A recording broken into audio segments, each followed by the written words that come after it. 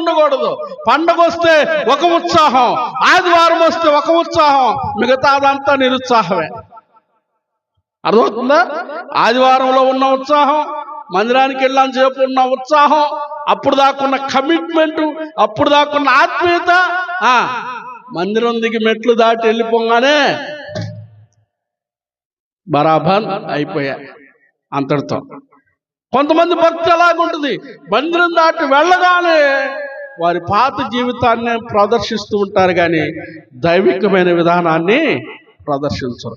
వీరు ఆ మట్టలు పట్టుకున్నంతసేపు జయము జయము హోసన్నా జయమన్నారు. అది అయిపోయింది అమ్మా, అది అయిపోయింది. తర్వాత ఏమన్నారు జయమన్న వాళ్ళు?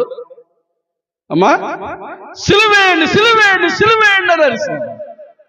ఈ రోజున నువ్వు ఏ జాబితాలో ఉన్నావు? నీ తీర్మానం అలా